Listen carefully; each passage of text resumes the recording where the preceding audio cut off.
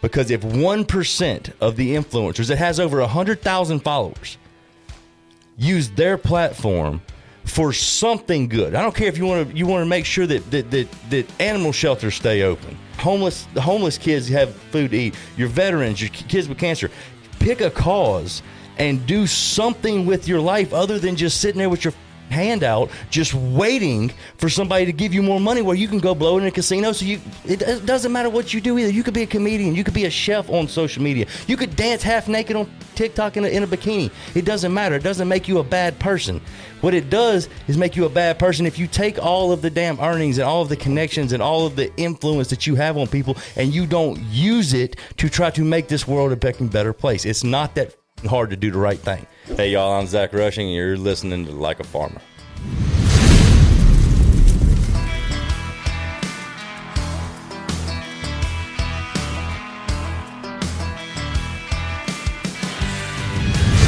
Hey y'all, it's another Wednesday. You know what that means. Another episode of Like a Farmer. This is Pat here, and today Zach Rushing joins the show. Appreciate it, buddy. Appreciate you having me on. Of course, we're going to talk comedy, little hunting, little fishing. How about law school?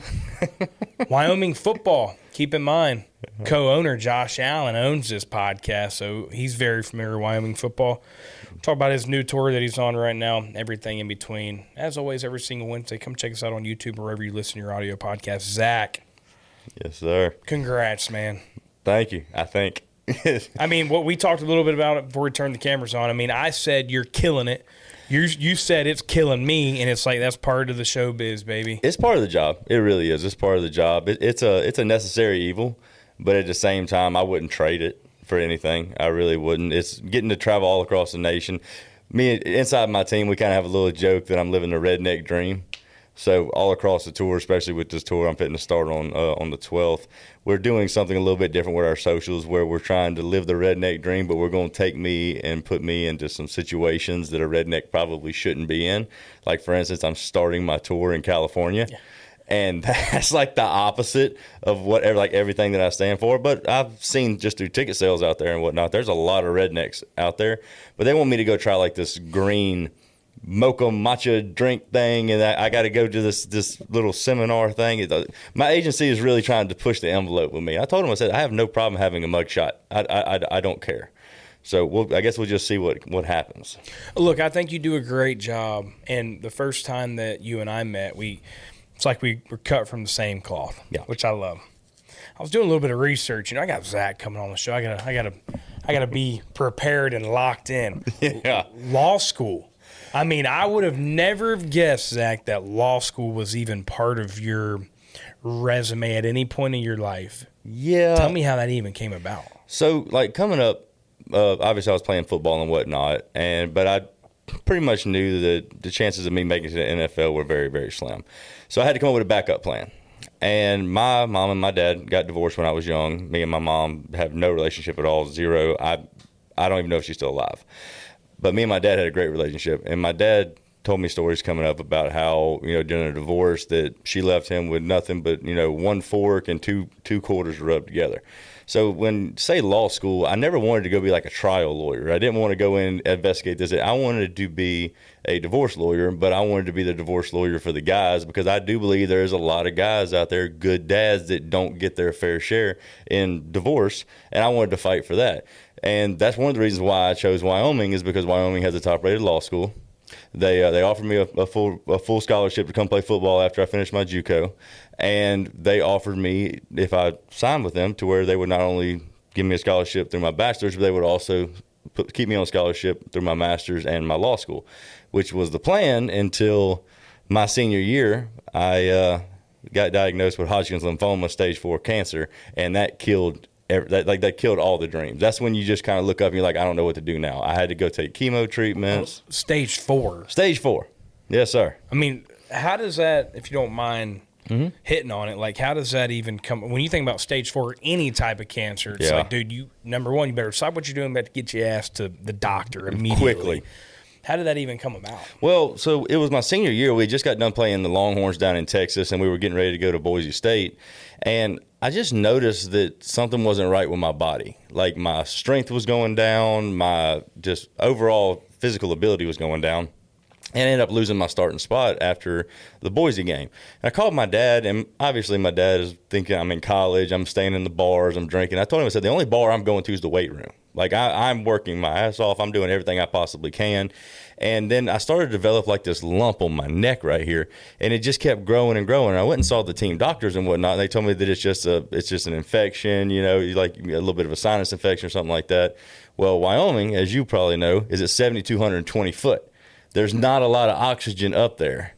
And when it got to the point that I was running, I think we were running sprints one day, and I'm like about to pass out by the end of it. And I was in great shape at the time. I was fat as hell, but I was in great shape. Yeah. I called my dad and said, I'm going to the doctor because these trainers ain't doing shit for me. I'm going to the doctor. So I went to the doctor. They said I had 43%, I believe it was. It was either 43 or 53% of my actual windpipe that was closed. So I was not getting the right amount of oxygen into me. My body was deteriorating. They thought it was like a pus pocket of something like a bad infection. Yep. So they stuck a needle in my neck, tried draining it, nothing come out. So they went in and took a biopsy of it. I went back to practice. Next week or so, I get a call from the doctors over in Cheyenne, Wyoming, and they said, hey, Zach, look, we need you to come in. We got your results back. I said, look, I'm really not trying to drive an hour across the mountain in order to come in. Can you just tell me over the phone? They said, no, you need to come in. I knew something was wrong then, so I drove over. They told me, look, biopsy came back. It's indefinite. You have stage 4 Hodgkin's lymphoma. I said, okay, that sounds great. What's that? I'd never heard of it before. Man, I'm 22 years old. I have no idea. They said, you have cancer. I said, oh, I need to call my daddy. So I called my dad and walked out, and he wasn't annoyed with me. He was annoyed at the fact that I lost my starting spot because we had worked so hard. He had traveled with me to all these camps and whatnot. So I called him up and I said, hey, Pop, I just got the results from my thing. He goes, oh, yeah? What'd they say? They say you ain't working hard enough? I said, no, they said I have stage 4 cancer. He said, get your ass to Denver right now. Get on the fucking airplane. Let's come home. And I never went back. That was it. That was the end of my football career. That was the end of the law degree. Everything. I'd already been accepted into Wyoming's law school and everything. I had it all planned out. And God had a different plan. His plan wins. 100% of the time, God's plan wins every single time. And somehow, not really sure how, but while I was going through treatments and whatnot, I just started to develop this mentality like, hey, I'm lucky to be here. I'm not holding my tongue for anything. Basically, I'm in the bonus round. I'm in the bonus round now. I'm going to live my life to the fullest. I'm going to stand up for what I believe in. I'm going to die on them hills. And I started making videos. And when I started making videos, I was just messing with my buddies. Like I really just fucking with them. And then it turns out that other people started watching. And now I guess I'm a comedian. But some people would label me as a comedian. I don't consider myself that. What would you label yourself as? I'm a motivational comic. I like that. We're going to go with that. I'm a motivational comic. I'm to the point now that I take everyday shit that people are going through in America involving all the surrounding bullshit, and we laugh about it. Because if you don't laugh about it, you're either going to cry about it or you're going to go to prison, one of the two. Well, and it's good to note that you have gone through hell and back as well on the personal level. Yes, sir. That there is some sort of motivational technique to what you're doing, but hey, I mean, you're selling out shows, baby. And like you said, you're that fat guy from Facebook that happens to be a little funny. Oh, yeah, I'm the funny fat fuck from Facebook. That's my calling card. I'm going to sign my emails and everything with that. How did that, I mean, the one thing, I love many things about you. One of the biggest things that you bring life into any type of situation, which I think when you think about cancer and what you've gone through, you have to. But, like, was it always comedy? Like, did you always think you were going to make people laugh? Or is it something that, like, oh, I need to find something to do?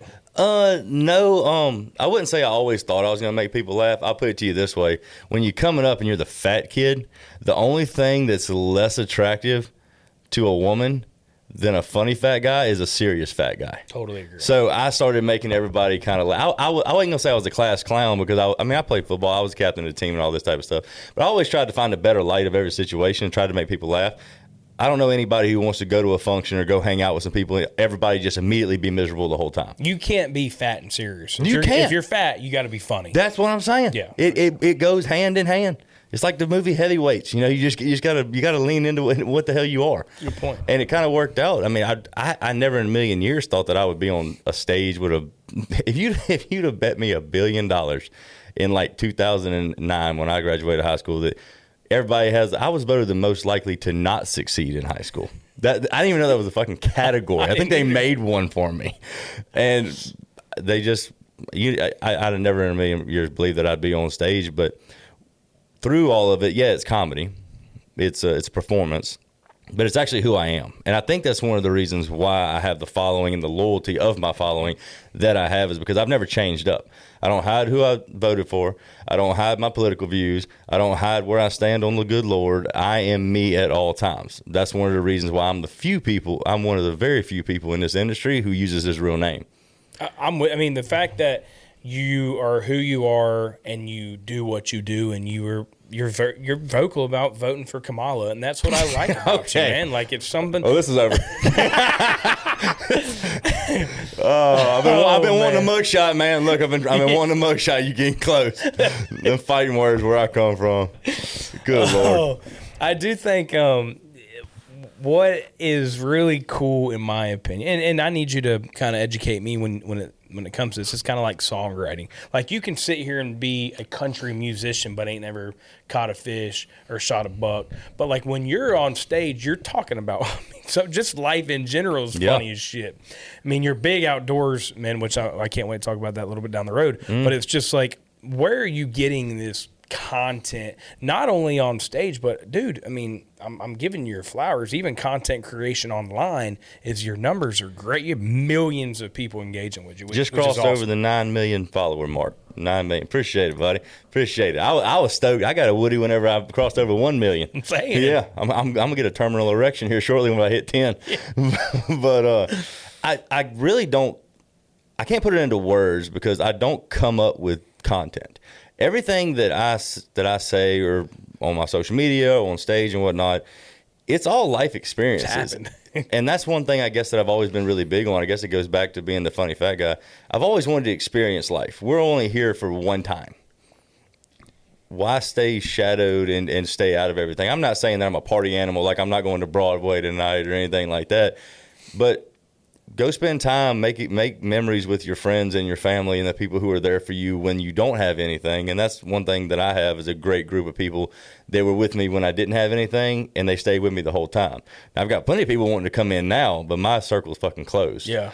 But locked. I mean, lock and key. It's gone. Yeah. Some people might be getting kicked out. You know, it's like yeah. There's a couple people on the fence. All right, there it is.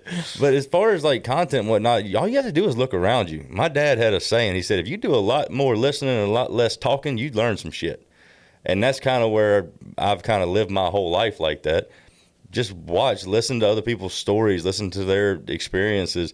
Go have experiences of your own. If you have good people that want to experience life and bring joy into your life, you don't have to go anywhere fancy. You don't have to spend $10,000 and go on a lavish vacation, whatever. You can get 2 pallets, a bottle of wild turkey, and a lighter, and go have a bonfire in the woods, and you'll have the exact same amount of fun and probably learn a lot more. And if you don't learn a lot more, you're going to learn a lot more about that person.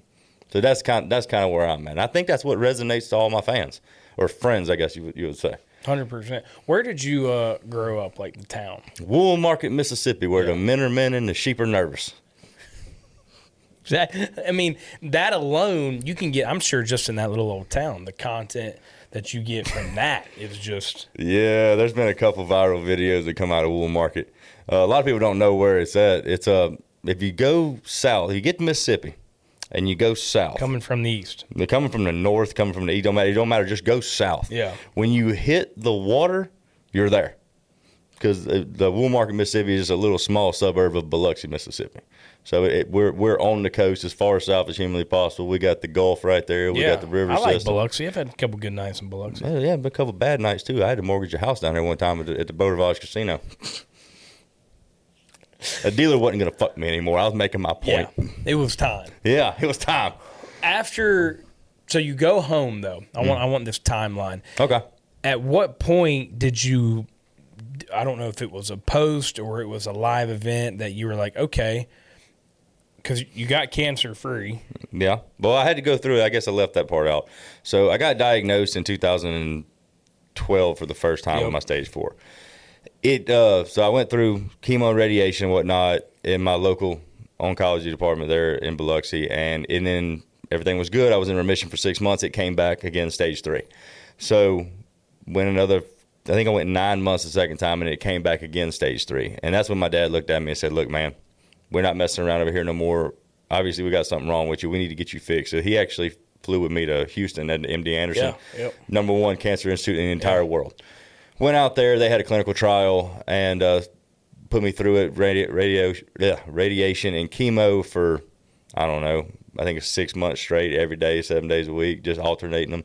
And that was in 2017. So it was a 5-year deal for me. But ever since then, and I do a yearly checkup with MD Anderson and whatnot, but ever since then, I am cancer-free completely, praise God on that one. But I told everybody, I said, they're like, man, would you go through it again? Would you go through it again? And your initial reaction is, nah, man, if it comes back again, I'm gonna put me out to pasture. You know what I mean?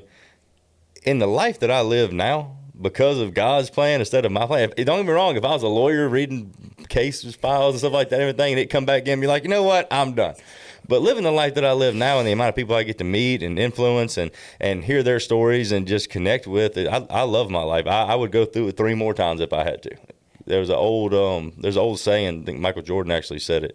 He said, it's really hard to beat a sumbitch that never quits.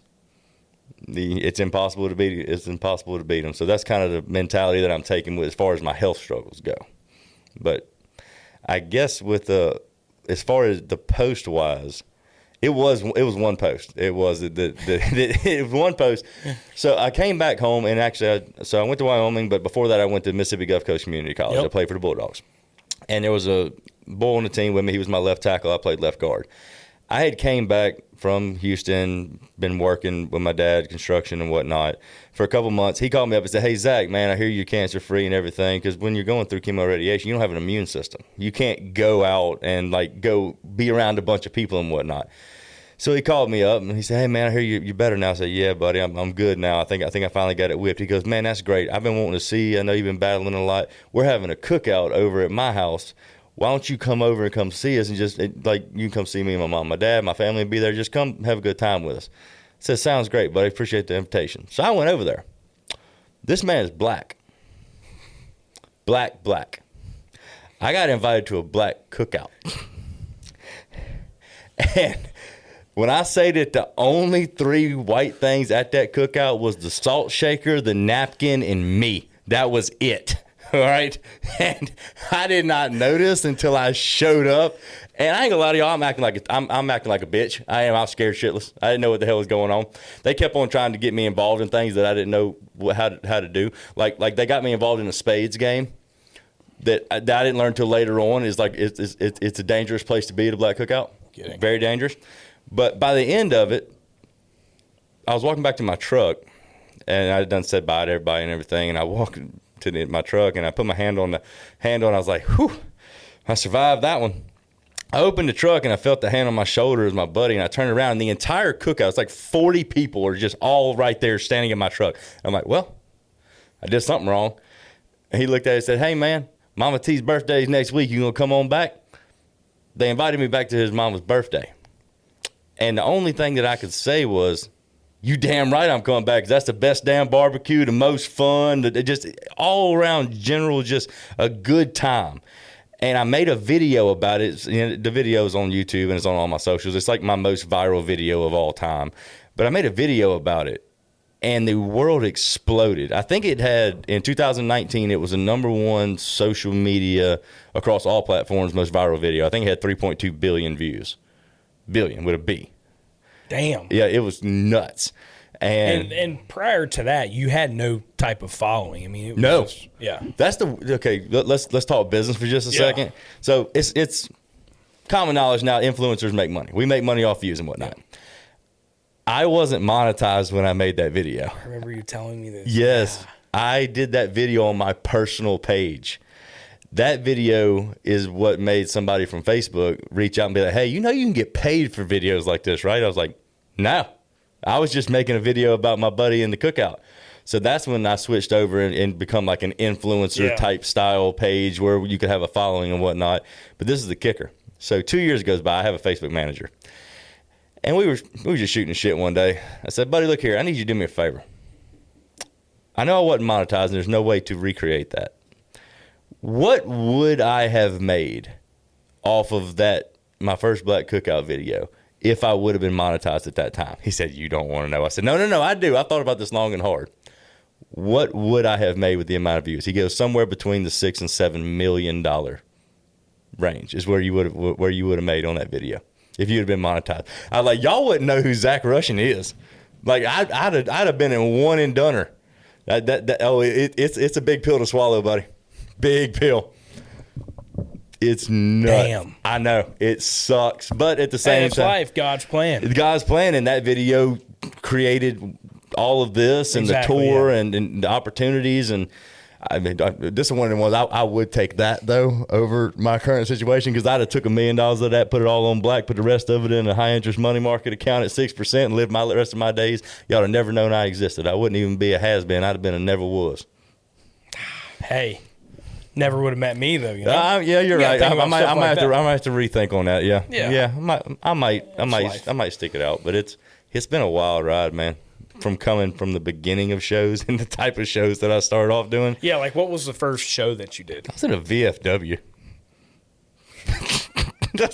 Because when that video goes viral, you're like, okay, I think I might. I'm funny. Yeah, I got some content in my head that I think I can share. Yeah, stories. So right after that, did you say, hey, I need to start doing some live shows too? Oh no.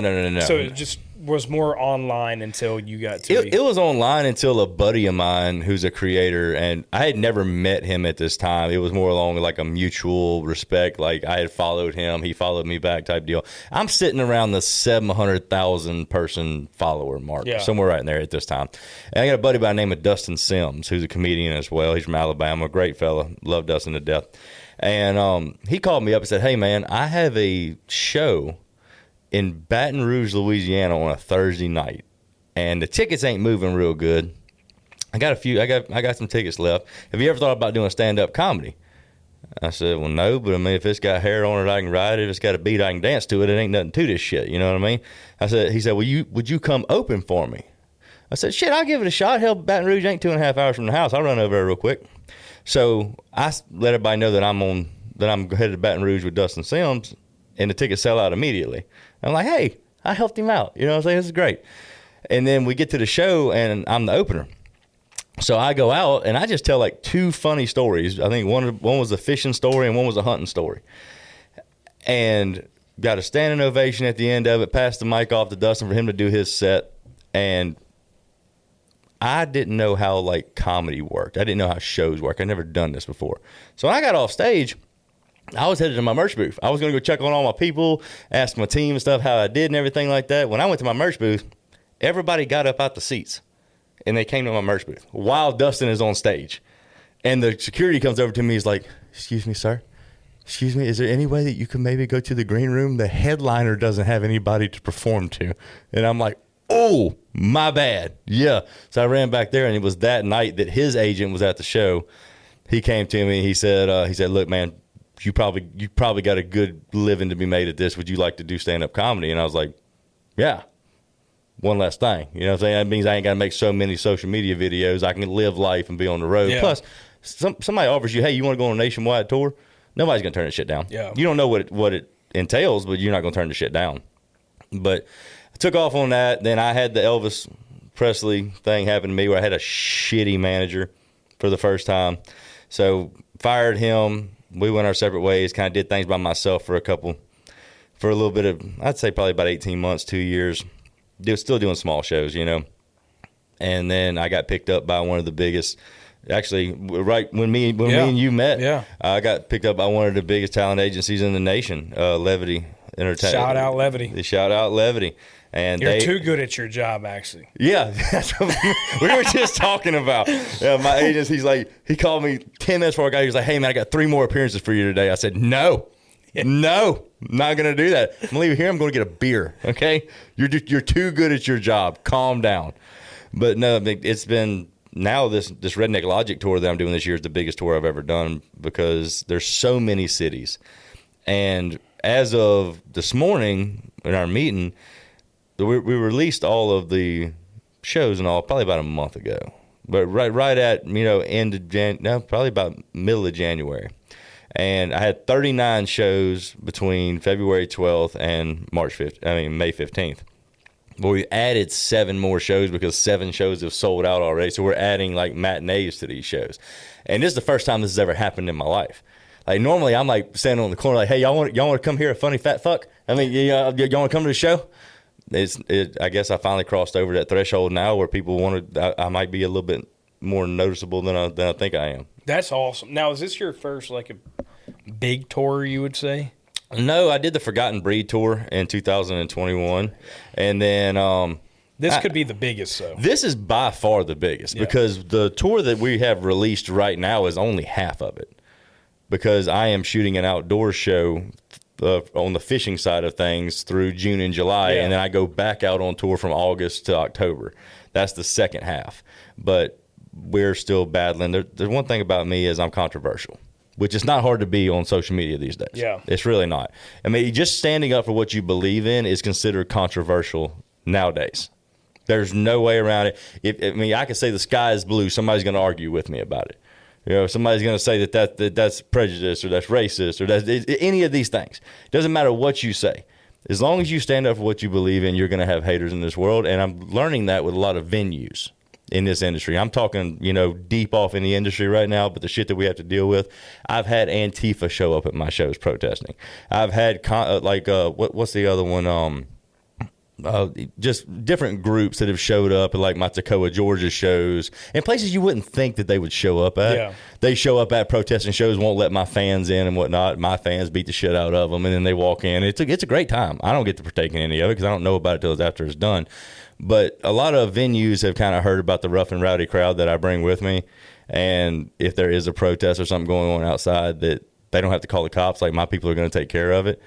And they're starting to cancel some of my shows. But with that being said, there's plenty of venues out there that would love to have me. I'll go perform in a hayfield. It don't. But we'll put up a stage, and hell, $1 a ticket or bring me a beer. Yeah, maybe we do our own like farm tour. That would be badass. Just out in the middle of nowhere, a bunch of hay bales, people to sit on and shit. I'm talking about old school though, kegs in trash cans type deal. Yeah. Have a big thing of jungle juice right next to it. No seats. I'm talking about all truck beds. We could do that. Bring your own lawn chair, sit on your cooler, whatever you want to do. Be like the Redneck Riviera. Hey. Somebody write that down. Yeah. What? Do you mind if we play a little game on the show? A game. All right. I don't know what I'm getting into, but let's do it. It's called Give 'em the Boot. Presented by TECOVAS, okay? Now, I have a brand new pair of boots for you, but they didn't have your size, so you're going to have to go online but I got your code. That's fine. Now, I do have a koozie. I'll take that. So you've got 4 questions in here, Zach. Now, you can give one of them the boot, but why would you do that? You might as well answer all of them. But if you don't want to answer one of them, you can give it the boot. You can only give one of them the boot. All right, so we're just going to start at the top here? Yep. All right. What is one marriage advice tip that you would give? All right, well, I guess everybody out there that don't know, I got married on December the 20th to my beautiful wife, Alicia. And, shout out, honey. She's on a bus right now headed to California, and I'm here with y'all. She's not happy about it. The best tip that I can give as a very newlywed man is to pay attention right off the bat. And what I mean by that is all these people ask me, they come up to me all the time. They say, hey, how's married life? Say, what's different? What's changed? My answer is the same to all of them. It's nothing. Because if you marry the right one, nothing changes. You're supposed to marry your best friend. Where I think a lot of people make mistakes, and this is simply my opinion, which don't mean a hill of beans to nobody but me. I think people get married to try to fix relationship problems. And I feel like that is the worst thing that you can possibly do. When you get married, that person needs to be your other half, needs to be on your team no matter what. They can disagree with you, but they're not going to disagree with you in public. We'll talk. They're going to stand beside you. That's my man. I'm going to stand beside him. But when we get home, we're going to talk about it. That's the way that but I think paying attention right out the gate as soon as the damn rings go on and making sure that nothing changes on your end, but more importantly, making sure nothing changes on their end. Because you got a 60-day annulment period right there. And if somebody's in it for the wrong reasons, they're going to show you something in them 60 days. You just got to be in the mindset of not just overlooking it. Because this isn't playtime, this isn't make-believe. This is a commitment to spend your life with somebody. Don't fuck it up. You're supposed to do this one time. There's plenty of people out there do it 4 or 5 times. Yeah, that's on them. times. That sounds expensive.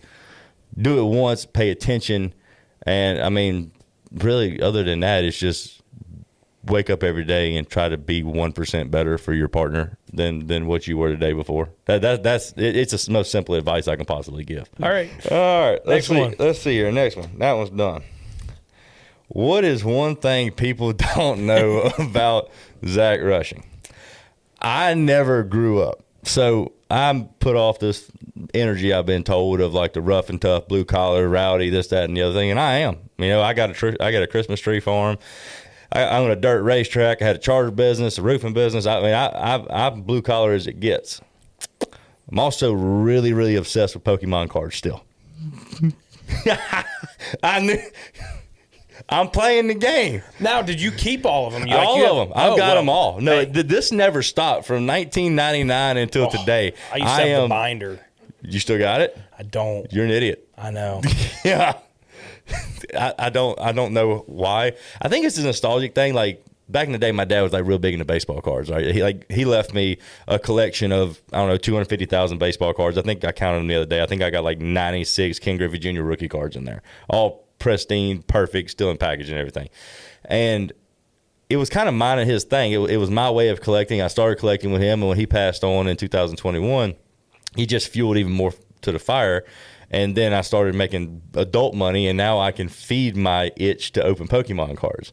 And it's so stupid, and I can't explain it. But you walk into my office. Like, if you ever watch any of my stuff I do out of my office or whatnot, on the back wall, there's a rack of guns, and then immediately right next to it is like my top 10 Pokemon collection. And people like inside jokes and whatnot, they come see me on tour that have like heard my podcast or videos or stuff like that and everything, is they'll like slip me a pack of Pokemon cards into a gift or whatever. They won't let anybody see it. And then I'm on the bus as soon as I get done, just ripping shit, just putting shit in card savers. But I love that. I mean, some of those cards are going for a lot of money. I have, we added it up in December, right before we got married and stuff like that. And I currently, at that time's market value, just in my sealed products and in my graded cards, I'm sitting around 430,000 is what I have in Pokemon. Wow. Like you talking about what they're worth. What they're worth. I have nowhere near that invested in them because the majority of them I didn't buy. I've been gifted them. And 50% of that comes from my collection from like 1999 when I was a kid. And I didn't even know I still had them. And those are some of the more valuable ones. 100%, man, 100%. Dude, I had so many of them too. Fuck. Yeah. You could pay off a house with them right now. There's like for instance, you know, it had to be a first edition, like a 1999 base set Charizard. Everybody knows that one, right? Raw. I'm talking about just out the pack, been played with, dinged up edges, all that type of shit. That's $10,000 out the gate. I've got 10 of them. I know. Who's buying them? Anybody and everybody. Logan Paul just got with Golden Auctions, right? He had like the #1 card in the world, a Pikachu Illustrator, PSA 10, the only one. I'm pretty sure that the auction started at $5 million. Last time I checked it was at $13 million for one. Let's check on that. Yeah, I mean, like it's huge, and people get like you ought to see the people that look at me when I walk in with cowboy boots and a damn flannel shirt and Wranglers and stuff. When I walk in the card shop, I'm like, I'll take 10 packs of that Pokemon set right there. Okay, so previously acquired for $5 million, 2021, is currently at auction and has already exceeded $6.5 million. Yep, and I think as of early as February 2026. Expect this a new record with estimates for the final sale price ranging from $7 to $12 million for one car. One. And you might have had that card in your collection back in the day. know. And there's no way, because it's one of the ones we weren't even paying attention to. It was a trainer card. Back in the day, we throw them motherfuckers away. But yeah, so Pokemon is like top tier, and I don't have like ADHD or ADD or anything like that. I have what my wife calls nervous energy. Like when I have a lot going on, tour, stuff with Triple B Outdoors or anything like that, shows, whatnot, I have to do something with my hands. I need to feel like a man. I need to build something. And she's learned that there ain't but so many damn tables and shit that I can build. So for Christmas 2 years ago, she bought me a Lego set for my first Lego set I've ever had. And I remember Legos as being like these big, blocky, like put stuff together when you're a kid type thing. No, they make badass shit now. Like you can make like the Black Pearl from Pirates of the Caribbean and stuff. So I fuck with Lego pretty hard. Like I'll be on the bus just sitting at the table and stuff, like building out like Ford F-150s and shit going down the road, just kind of get rid of my nervous energy. Nothing wrong with that. Yeah, Are you on a bus currently with this tour? I am. Good for you, man. I'm on a bus. I traveled for years playing in VFWs and town halls and stuff like that in the small venues. Vans and stuff. That pulling a trailer with my merch in it with my F-350 and stuff like that. And then last year, I finally in a situation, and it wasn't a choice. I had to do something or I was going to be done touring. We bought a tour bus, and it is it's a night and day difference. Talking about levity being my representation and stuff like that. Now my agent calls me up, I was like, "Hey Zach, what you doing?" I said, "I'm changing oil in my bus," and it just dumbfounded him. He was like, "You're doing that yourself?" I'm like, "Yeah, I'm not paying somebody to change the damn oil in my bus. Like $500. I know how to do this. It costs $112 for the Rotel 1540, and it was like $68 for this big ass filter. Other than that, it's just time." And he said I'm the first artist that he's ever dealt with that, like, first off, knows how to do that. Yeah. And second off, is willing to do it. Yeah. And I was like, I do it religiously. This thing's on a 7,500 mile every time oil change. Generator gets changed every 300 hours. Simple as that. And it just dumbfounded him, which made me feel good because that means I'm not one of them fuck boys that's running around pretending to be country. That I grew up changing. I'm talking about, I just now upgraded to green tractors. For a very long time, I rode on the orange ones, okay? For a very long time. And if you know anything about them orange tractors, they need maintenance at all times. But I love it. All right. Okay, next one. Yeah, my Pokemon thing. I didn't know that was going to come out today. That's fine. The best hunt I've ever been on. Easy. By far easy. So I've always been against paying to hunt. That's always when I was growing up. I was always against paying to hunt. I was like, that ain't hunting. You know, you need to go out there and rough it, public land or privately. It doesn't matter. You need to go out there. You need to put in your work. And then I got a phone call from a man about 5 years ago, right as soon as I first started, like 2020, 21 maybe, by the name of Cody Blankenship. And he called me up. And within 30, you ever click with somebody, like when you even talk to them on the phone, you know, you just immediately you know that I fuck with this guy a lot. Exactly. Yeah. I was hoping you would do that. Immediately a feeling came over me with Cody, and he invited me and said, "Man, look, I run an outfitter business up here in Northwest Missouri. I want you to come hunt with me. You don't owe me nothing. I don't need a shout out or anything like that. I like what you do for the veterans. I like what you do for the kids with cancer. I want you to come hunt with me up here at my outfitter on this day to this day." And I said, "What's it going to cost me?" He said, "The first one ain't going to cost you nothing. After that, we'll talk about it." So I went up there, and he runs a outfitter up there called Northwest Missouri Bucks and Beards Outfitters. So it's deer hunting and turkey hunting. It runs it year round. And it's not high fence. It's 100% free range and whatnot. That is the best hunting I've ever been on because only thing that he provides to you is a stand that you don't have to use if you don't want to. And he gives you a place to sleep and meals and camaraderie and fellowship. Everything else is hunting. And every year since I've been on my first hunt up there, that is the one thing a year I will not miss. Me and all of my pro staff, every year we go for rifle season up there. It's our retreat. It's our getaway. But everything that he does up there and the way that he runs his organization, just it makes me feel like home. It makes me feel like what home used to be, kind of like what Nashville used to be. You know, if you get what I'm saying. Yeah. It's that down home. Everybody's there. If somebody kills a buck, nobody's like, oh, well, guess I don't need to go hunting now. That's the one I was hunting. No, everybody's happy for each other. It's camaraderie. It's fellowship. It's just the whole way through it is great. I encourage everybody to, especially if you were like me, thinking like, hey, you don't need to pay to hunt, whatever. Go on an outfitter.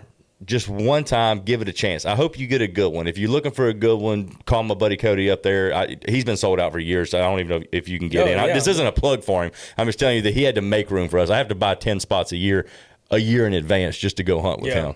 But if you get a good one, it's going to be the most memorable thing. Actually, 2 of the stories that I put on stage came from that hunt.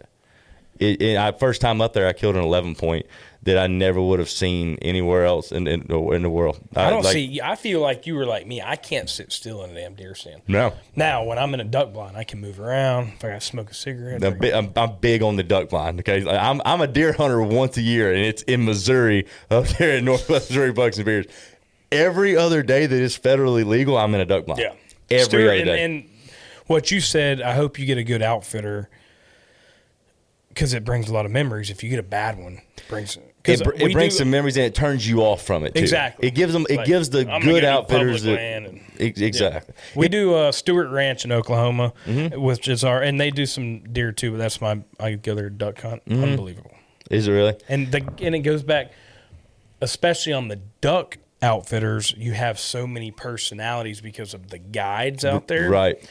There's a lot of factors that could happen that could really be a big turnoff, and all of them are just fantastic. See, and you had a good experience. I guarantee you will return there. Correct. But think about all these people who say, all right, I'm going to take a chance on it. They go to an outfitter that just they don't give a shit. They're there for your money. You know what I'm saying? It makes it rough on all the people out there who are putting in the work, like your guys and my guy and stuff, to try to bring memories and camaraderie and stuff. It's a shitty situation, but I guess the advice I can give you, you'll probably agree with this. If you're going to go on your first outfitter hunt or whatever, call around, call some buddies, call their cousins, find out where they've gone. But more importantly, about where they've gone, find out where they didn't like that they went. Because everybody's got connections. I agree. You know what I'm saying? Call around, get you some information. Get your intel. Yeah, because the best one that I've been is Maple Ranch in Missouri, and another Missouri one. Correct. Well, there you go. There you go. I mean, it's something about that Missouri. Something about the people down there. Yeah, it's up there for me, but yeah. Well, me too. I guess anything down there from Florida's might be some good hunting down there in the Keys, maybe. Down there, those key deer. Yeah, man. Talking about going to them jail. Ones look like cocker spaniels. They're feeding on crustaceans and kelp and shit. Right. You don't see a lot of big ones coming out. You ain't seen very many Boone and Crockett's come out of Florida. Okay, at all. No. All right, I might make it through all 4. Let's see. Who is your best player ever from Wyoming football? Unfortunately, I did not play there at the same time as Josh Allen, because that would have been an easy out. It would have been great. I could have lied and said, but I'm pretty sure somebody would have fact checked me. Like, I don't know the owner of this podcast. But no, we play with a lot of good boys out there. I'm trying to think of who like the most athletic one was. I'm gonna be honest with you. It was a lineman. I played on the line, right? I was pulling guard. And a lot of people don't realize this, but your linemen, we never get any of the, especially your offensive linemen, we get none of the praise. We get none of the, like, but if somebody, a lot of the hate too. We get all the hate. Everything's our fault, but nothing that we did ever. It just, Josh is really good at that. I've watched him after he scores with the Bills and whatnot. He doesn't run down there to his receivers. He always goes and finds his linemen, which that just makes me that much more of a fan of him. If I ever get the chance to meet him, I'm gonna shake his hand and tell him that I noticed that type of shit. Yep. But we had a center out there, and the center's like the leader of the line and whatnot, by the name of Nick Carlson, and he played a little bit with the Bears and whatnot, but I believe he got hurt. But he wasn't just a physical specimen, which really pissed me off. He was a lineman, but he wasn't fat, but he was still big, and I never found that balance in my life. Like, I look like a busted can of biscuits in them tight ass jerseys and shit, and he's over there just looking fucking normal, asshole. But Busted can of biscuits. Yeah, I know man. exactly what you're talking about. I'm talking about just overflowing muffin Yeah. top out them little bitty pants and shit. It wasn't flattering. I look way better now. Okay, but Nick had this mantra about him where he was not only the best offensive lineman we had, he was also the best leader because he knew how to explain it to the right side. He knew how to explain it to the weak side, and he never made one of us or any of us feel stupid. We're playing in Darrell K. Royal Stadium down there in Austin, Texas. There's 105 screaming people and like that. And after the first drive, we realized that we couldn't hear shit. Like, that's the loudest place I've ever been before in my life.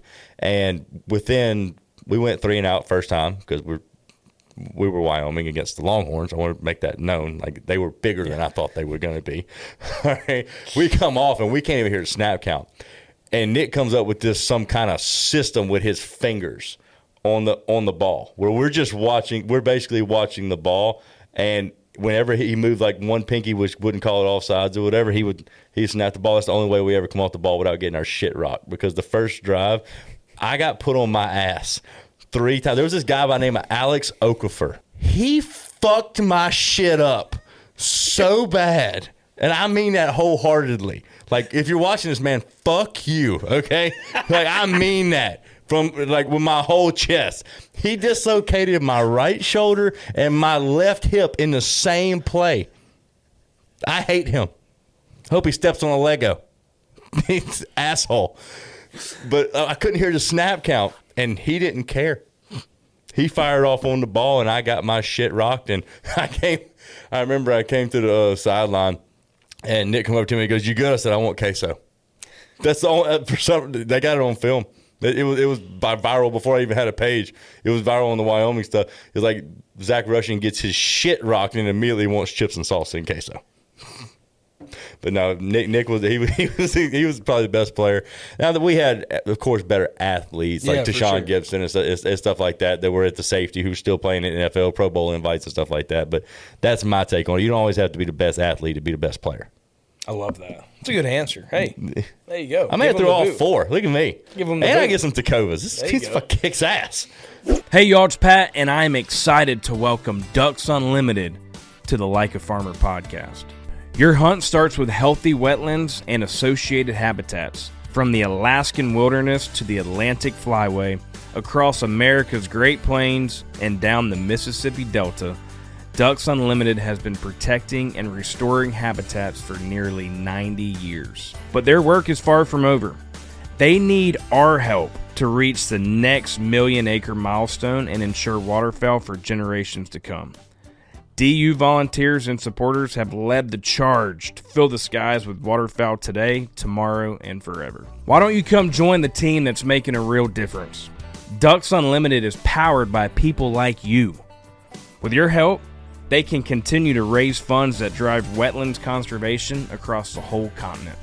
Whether you are out selling tickets, securing donations, or finding that next sponsor, they have a role for everyone.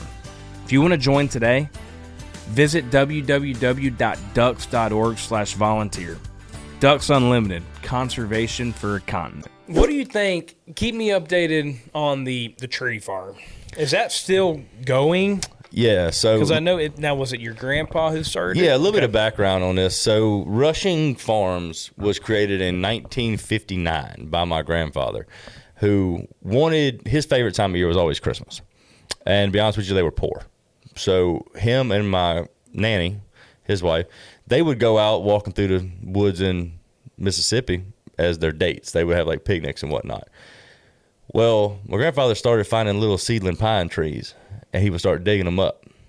And he would bring them back, and he'd plant them on the farm. And he'd plant more and more and more and more. And they were all Virginia pines. So, I mean, we just started planting them. And then all of a sudden, they turned into rows. And my dad was born, and he worked the farm with him and whatnot. And by the mid-'70s, Rushing Farms had turned into almost a staple. Like, if you're in South Mississippi and you didn't get your Christmas tree from Rushing Farms, you're fucking off. You really are. I mean, it grew into something bigger than a tree farm. It grew into an experience. People got to come out there with their family and their kids, walk around. They Cut could it down themselves? They could. That's always an option. Yeah. Most of them opted out for us to use a chainsaw. Yeah. So even when I was young and whatnot in the early 90s, And hell, I'm talking about kid. I would go out there and I would help like lift the trees and stuff like that. Obviously, I couldn't run a chainsaw. Hell, I was 10, 11. And everything was still going good. It was still a functioning business. We opened the day after Thanksgiving to Christmas Eve every year. And my grandpa always said, it ain't got nothing to do with the trees, Zach. It's all about the people, because he got to bring so many people joy around one of the most joyous times of year. Nobody's upset at Christmas. You know what I'm saying? It's right after Thanksgiving, everybody just immediately starts smiling for some reason. It's the presence of the good Lord. It's the presence of the season.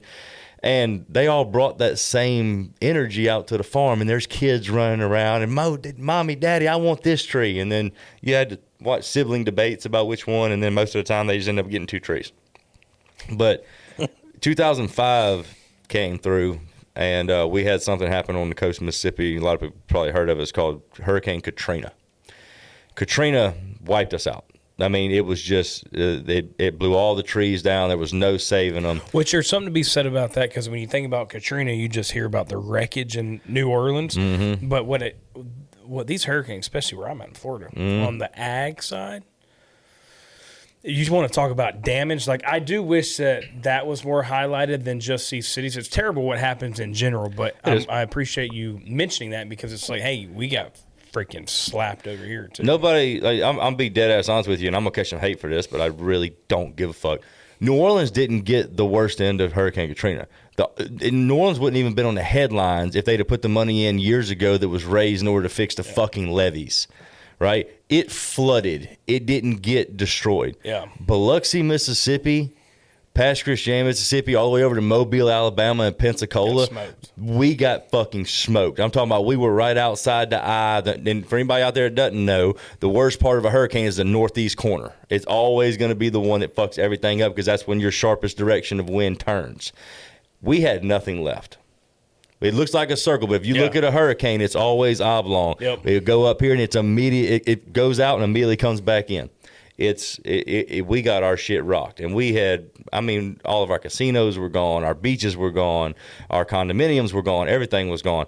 But also all of our agriculture was gone. All of our soybean farms were gone. All of our corn crop was gone. The Christmas tree farms was gone. I mean, we grow everything in Mississippi. We do. We have the number one, and don't ask me why this is, because you're not going to believe me, but you can Google this. We have the number one cactus farm in the world in Mississippi. Like them little cactuses that you see at Walmart and shit like that, the little potted ones. It's in Mississippi. I can't tell you the exact county it's in, but it's in Mississippi.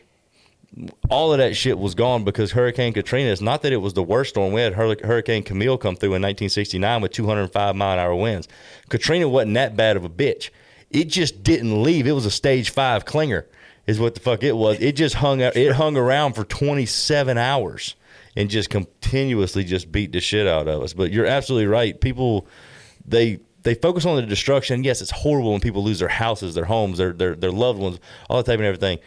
I'm not asking for anybody to forget that. What I'm asking for you to do is to add on the fact that there are other situations out there with people who rely on land and agriculture, and to not only feed America, but also feed their families that are affected by this shit, and totally. Nobody seems to care. Totally. And they fucked up our Christmas trees. Forgot about that. But it's still going today, though. Well, so after that, my grandfather, he replanted in 2000, and I think it took around 4 years to get everything, like salt and stuff out. It was a lot, get cleaned up and whatnot. He replanted it around 2010. It cranked back up around 15, and then my grandfather died in 2017. He had a heart attack. And then right after that, my dad's heart just wasn't in it anymore. And my dad passed away in 21 because of kidney failure. And I was sitting, and right after my dad, the next day, then my grandfather's brother passed away. And I was like, damn, I'm the only one left. I need to get busy. I got to carry on the name. And it's the weirdest experience I've ever had. I went to my grandfather, my great uncle's, my grandfather's brother's funeral. I'm sitting down there, and you know how they do the slideshows and shit at the funerals? I'm looking at all these pictures popping up, And it's just one after another of my grandpa and his brother in the tree farm, or my grandpa and his brother and my dad in the tree farm and stuff. And I came home from that funeral, and I looked at my wife, and it was my girlfriend at the time. I told her, I said, we're planting a tree farm again. And she looked at me, she goes, what? I said, we're going to start back up Rushing Farms. I'm not letting this die. I'm the last man with the name Rushing from this area that had anything to do with this. I will not let this legacy die. And she looked at me, she goes, I'm not saying no, but like, you have a tour going on. You have 6 businesses to run. I said, don't care. I'll put headlights on the lawnmower if I have to. I'll make it happen. And now I think we're going to open up in December of this year, because I replanted 4 years ago, and I think the trees are going to be anywhere between 5 and 8 foot this year. So we're going to bring it back to South Mississippi. So anybody out there, y'all want to come get a Christmas tree, y'all come on.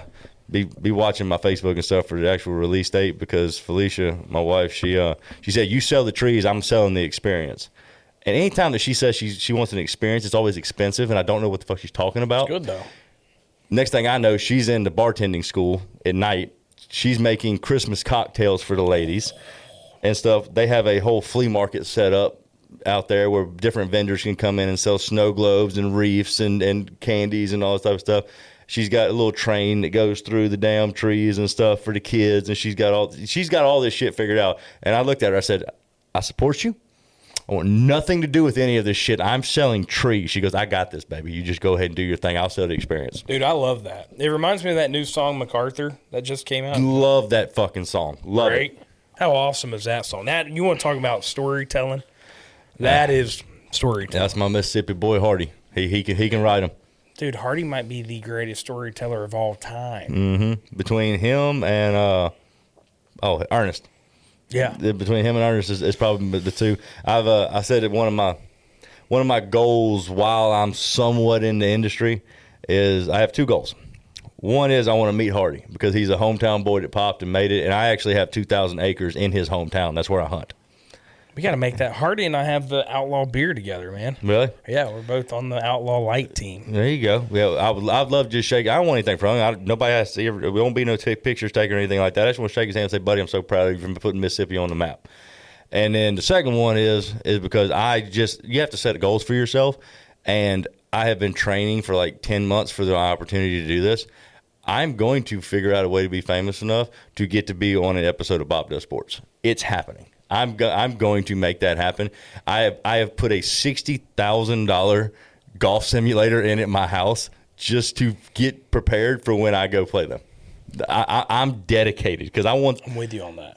You in? You want to play? But what we should do, we should maybe think about, because you know how like it's the same thing. Me and you were talking about it the other day. Everybody wants to be in this lifestyle, right? Yeah. Everybody wants to drive a pickup truck, learn how to shoot a buck, catch fish, wear cowboy boots, whatever.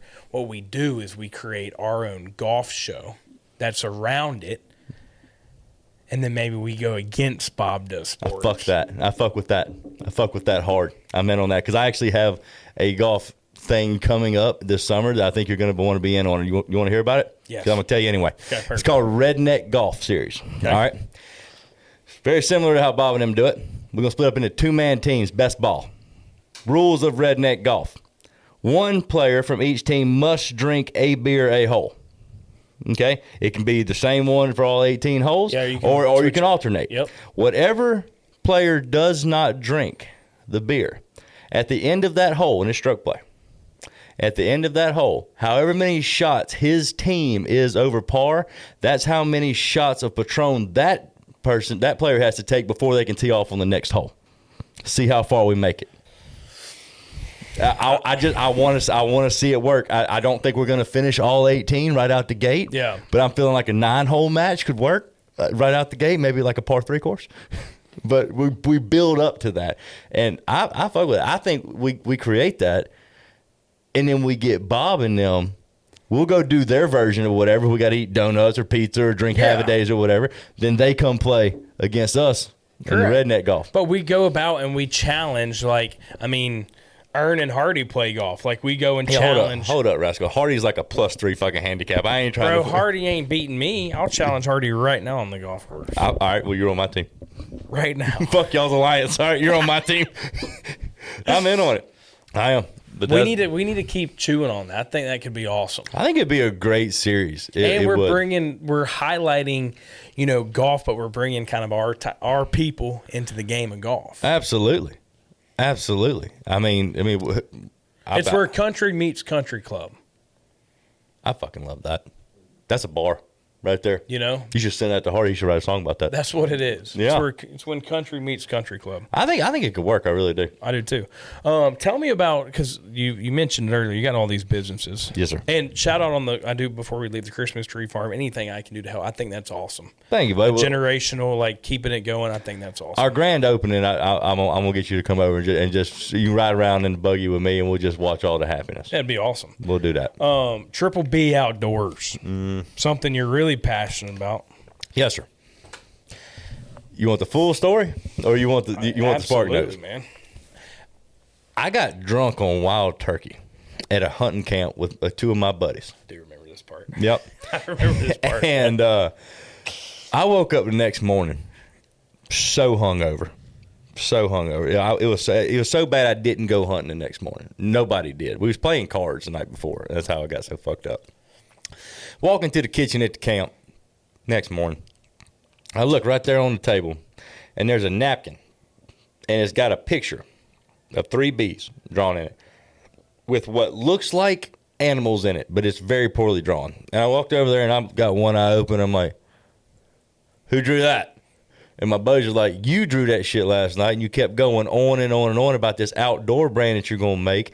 That's going to be the Poor Boys Bass Pro Shop. It's going to be called Bass, Bucks, and Birds. Triple B Outdoors, and the logo is going to be there's never an off season, because there's not. And he went on this whole spiel because apparently I just kept repeating it. And I looked at it, and I was like, I drew that? That sucks. And I got to thinking about it. I was like, that's something I've always wanted to do. I've always wanted to be involved in the outdoors.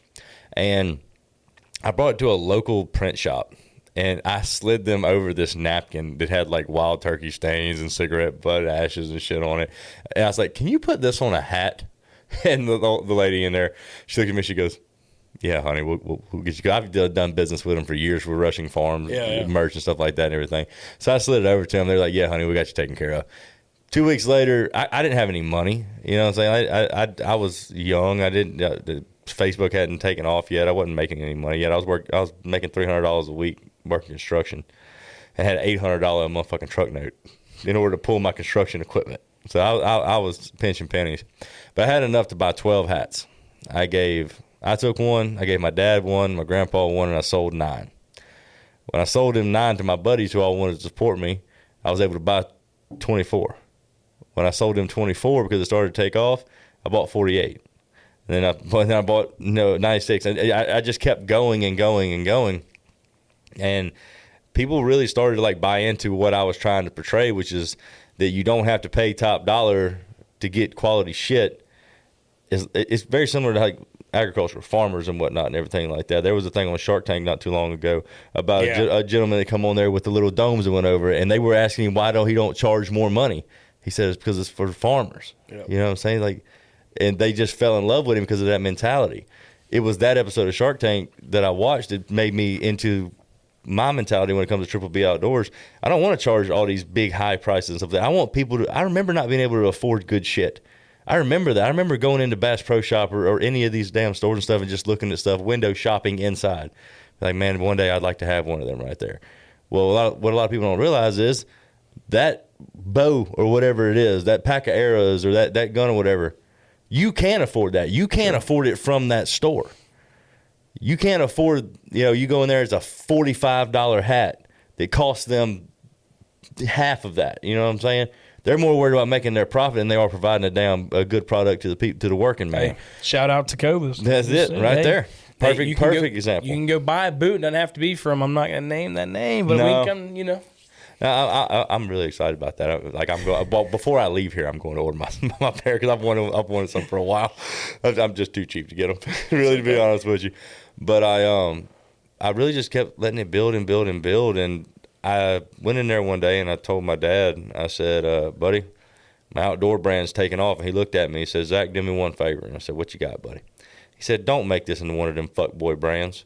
where you see them damn jackasses running around with half of their truck lifted, and they wear their hats on top of their head like this right here, and they got them oversized sunglasses and shit. Don't let that be the type of people to represent your brand. I said, Pop, I ain't gonna let that happen because I already got an idea. He said, well, what's your idea? I said, and this happened November 11th of 2019. I told him, I said, for every item, no matter if it's a koozie, a hat, a jacket, a full set of camo, a deer feeder, a shooting house, doesn't matter. For every purchase from my company, I'm going to feed a homeless veteran for a day. For every purchase. And I've kept my promise to my dad since November 11, 2019. And up to this point, we've fed over 226,000 homeless veterans, trying to make sure that everybody, that's the way we give back. Yeah. That's what keeps me going. Love that. I've just, that's between that and once a year, every year we do a certain thing, fundraiser around October where this is for the kids. Yeah. Yep. And we raise money for kids that are battling cancer through the Christmas holidays. Because I've had to watch that. I was in the radiation room. I was watching all these kids and families. Christmas gift. Tell us because the story of the exactly. Exactly. So I'm sitting in MD Anderson. It's my last treatment, but I get to go home for Christmas. It's I think December 23rd. And there was this little girl in the radiation room with me because MD Anderson is not a normal hospital. If they tell you that you got an appointment at 10 o'clock, 9:59 a.m., somebody's walking out there saying, Zach Rushing, we're ready. Yeah. It's wild. Shout out. I mean, just top tier MD Anderson. Thank y'all so much. Keep up the good work. But there's this little girl in there. Her name was Kato. She was about 7, I think. And her mom and dad were with her at every treatment because I went in at like 10. I think she went in at like 10:03 was her time every day. So we saw each other every day. We kind of developed a little relationship. I play with her with little blocks and whatnot and everything. And it was like December the 22nd on this day. And I heard her ask her parents, I said, Mommy, Daddy, do you think that Santa's going to be able to find us this year because I'm going to be in the hospital? And I had to watch her mom and dad tell this little girl, say, no, baby, look, Santa's not going to be able to find us here. We got to get you better, but he's going to come and see you extra special next year because both of these parents quit their jobs to be there for their kid, which is exactly what you're supposed to do. Okay, they did everything right. They don't deserve the hand that they were dealt. And when I heard them tell her that the little girl wasn't having Christmas, the whole time I went in there, I did my radiation and stuff. I'm laying in that big-ass machine. It was the easiest treatment I've ever done because I just wanted to get it over with because I left. And when I left, I called my dad. I said, Pops, look, I'm going to put some shit on your credit card, buddy. Just so you know. I went straight to Toys R Us, RIP, Toys R Us. Yeah. Old school, man. And I went straight to Toys R Us, and I know that she liked Legos. So I went and got her like the biggest Barbie dream house Lego set possible. And the next day, which is when the 23rd was, I walked in and she was already there. I was purposely a few minutes late, and I walked in. I said, "Hey, Kato, baby, your present got delivered to my house. Santa come by last night. And he said he wasn't gonna be able to see you in the hospital, but he wanted to make sure that you got your present. So here you go." And the look on this little girl's face, man, it just lit up. It was wild. She was like so excited. Did her parents know? They had no idea. That's awesome. But they looked at me and like her mom's crying and her dad's crying. So I start crying and we're just a bunch of blubbering fucking idiots out there and shit. But it's like we're sitting there and just, I'm watching this little girl just fiend over this gift and so excited. And then because I was late, I got bumped 10 minutes on my radiation treatment. So they called her first. I was standing in the radiation room whenever they called her. And they said, "Kato, baby, are you ready for your treatment?"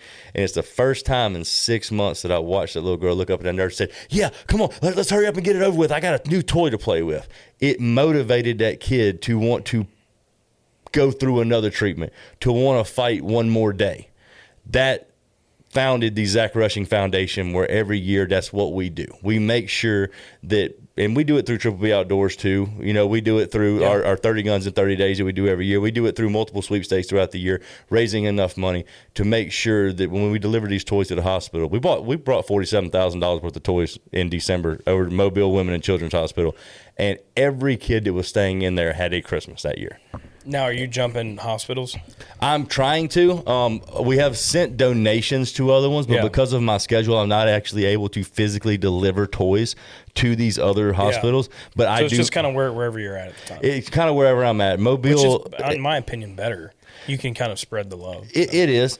I I trust these hospitals. I trust the ones that I'm in affiliation with, because they want the same thing I do. They just want to make sure the kid gets a chance to go home. Yeah. That's what they want. And yes, I get to play with a lot of really cool shit. I get to play with scopes and shooting houses and ladder stands and duck calls and all this type of stuff throughout, fishing rods and reels and stuff and everything. That's great and all. But every time somebody comes in my store, especially I don't get to talk to them when they order it online, obviously. But when the people walk in my retail store down in Biloxi, Mississippi, every one of them comes up to the counter, and they put that thing up there. About one out of every three of them be like, just wanted to go ahead and make sure I fed a veteran today, but it's just a bonus that I get this pack of worms, or it's just a bonus that I'm getting the scope. Make sure that this donation goes where it's supposed to be. And they trust me with that, and I refuse to let them down. That's one thing about me everybody out there needs to know is that my word is all that I have. My word and my last name. You ruin both of them, you're fucked. You're done. But that's been the most rewarding experience of my whole life. The hell with the tour, the hell with the fame, the hell with the follower count and all that type of stuff.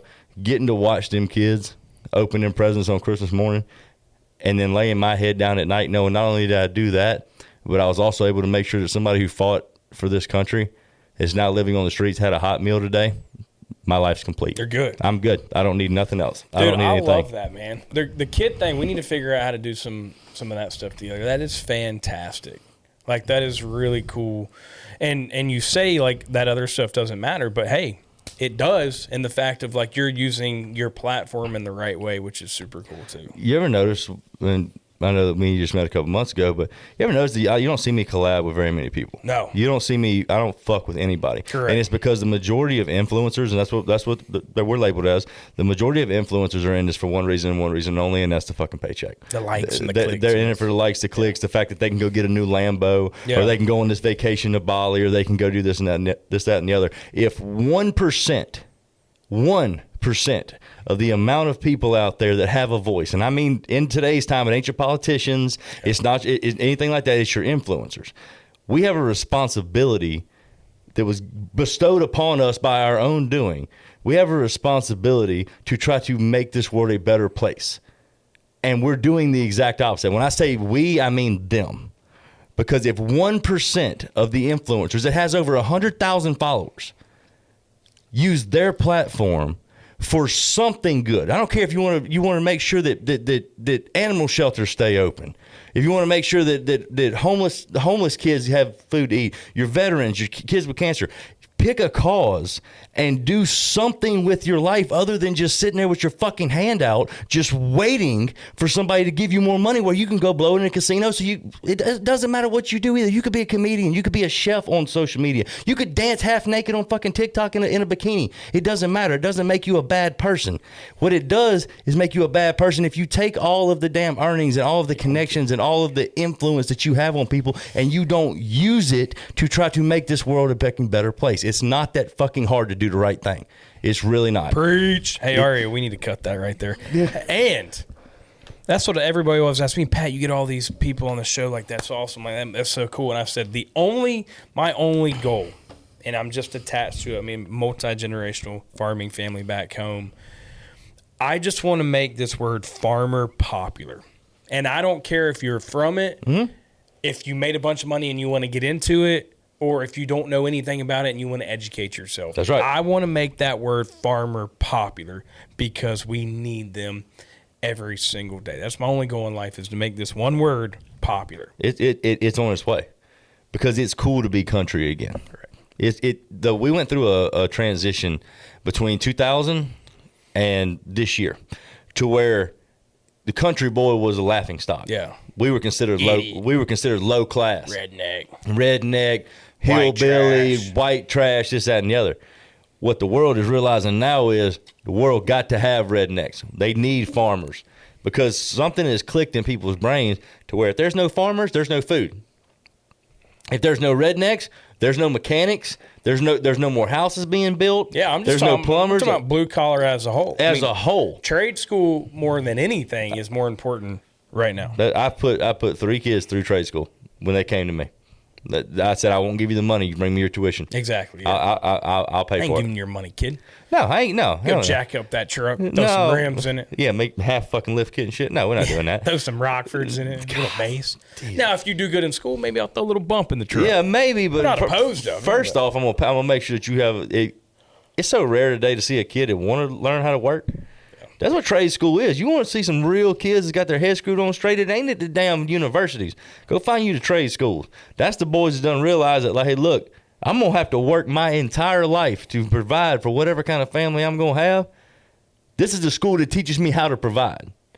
This ain't the party school. I'm not going there. We're not sleeping. We're not in dorms and shit. We're not going drinking. We're not going and doing blow on Saturday night and stuff after football games and everything. No, we going to work. And we're going to learn how to do this shit, and we're going to go make money and provide for our families. That's what. And everybody else. And everybody damn else. You know how many people in this damn world, just in this nation, the hell with the world. You know how many people in this nation right here would cease to exist if the power grid went down for 1 month? Correct. 1 month. Plumbers, electricians, you can go, roofers, you can go on and on. Just learn it. And you're going to start paying somebody that does, and those guys are going to make a little bit of cash. That's why people are getting back into trade. Entrepreneurship then flips. That's right. You go start your own business. People are getting back into them trade jobs because so many people got out of doing it. Now there's a demand for it because there's a shortage. And think about it. You've got this generational switch, right? Mm. From my grandfather to his kids to now his grandkids. And I think there's this generational gap of like, dude, I want to retire. So you got to get your ass to work. I'm giving you an opportunity to have your own business, to take over your own business. Right. It's time to get to work. And you can, if you can snag 5 out of the 10 that are actually willing to do the work, it's like those five kids are going to be successful. That's right. So yeah, that generational gap, especially in blue collar, the grandfather's working longer. My grandfather still goes to the farm every day. Yeah.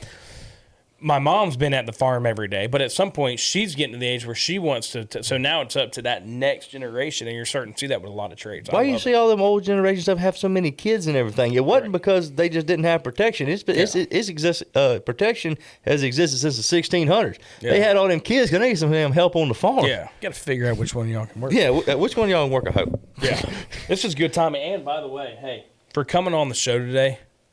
No, with the case. My partners over at Case Knives, man, wanted to give me one of those for you. My absolute favorite knife company by far. You didn't know this. This is kind of ironic. I collect Case Knives. Dude, I collect Case Knives. I'm same. Look at that. I know. Oh, that's perfect size too, man. And you say you collect Case Knives. I'm sure it came from your grandfather. It did. So my grandfather and my father actually left me. A lot of people don't know this about Case. Back in the day, they used to make a XXX blade. You know, see how this one's got? If you look right here on the blade, it's got 2 X's right here. Back in the old days, 70s and 80s, they had 3 X's on them. It's a different type of steel. That's not legal to be made anymore. So those are collector's items and whatnot. This one right here is fitting to go in the pocket though, because this one means something to me. We're on Like a Farmer podcast. We're talking about work. We're talking about doing work. This one right here is going to get put to work. We are going to have to ship this though, because I can't get on an airplane with this. I'm pretty sure. Yeah, no, we're going to have to do that. We're going to have to ship it. We'll get that taken care of. Yeah. Thank you, buddy. Dude, thank you for coming on the show today. Man, thank you for having me. It's been an absolute blast. It's nice to talk to somebody with the same moral values and the same outlook on life as I have. It's not rare these days, but I don't get to talk to them people very much just because of all the hate mail and stuff. Well, it seems like you're going to have a bunch of those types of people on this tour coming up. I'm excited to come out and see you. Yes, sir. But let's continue to work on things that we can do together. I love that. You got two rednecks on the same page. We conquer the world. Exactly. At least change it. Appreciate you coming on today, Zach. Thanks for having me, buddy. And as always, appreciate y'all tuning in every single Wednesday. Why don't you go on YouTube, Like a Farmer, see who's on the show this week, or wherever you listen to your audio podcast. Continue to like, comment, subscribe, share. Do whatever you got to do to be like a farmer.